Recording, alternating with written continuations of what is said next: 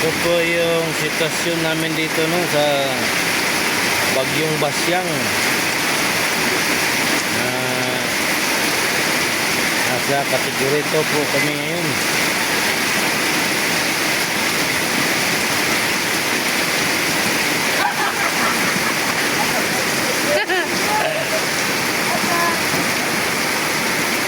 Grabing lakas ng ulan mga idol. Sigurito pa lang po kami dito.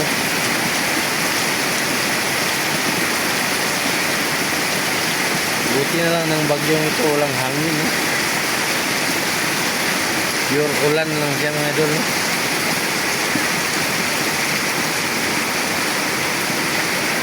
Nagbihon man din. Uy, may bihon man.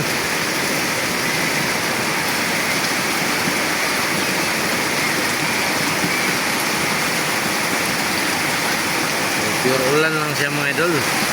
Kasi hangin. Okay na lang ni mga idol kaysa katong apil hangin nga magpulbaan tagamay mga idol. Adi kay gamay. Pulbaan gid atong bagyo nga kusog kay hangin no kay motoy isang makadaot sa mga struktura.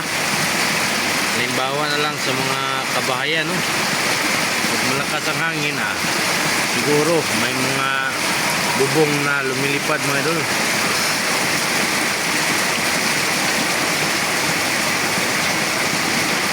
So pag ganito katahimik yung hangin, wala namang problema. Yung para bagang ordinary na ulan lang, yung wala tayong bagyo no. Pag ganito ang sitwasyon, napakakalmado ng paligid mga idol. Di tulad nung parang mga bagyo na halos matuklap yung bubungan sa hangin mga idol no?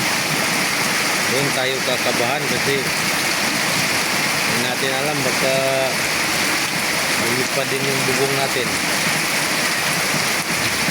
Pag lumipad yung bubong wala na, damage na lahat. Ang mga appliances doon sa loob wala nang masira, lahat damage. Pag ganito lang na bagyo, pure ulan lang, walang hangin, wala man pang problema.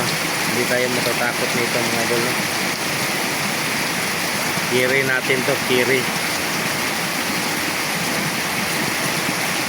Okay, hanggang dito na lang.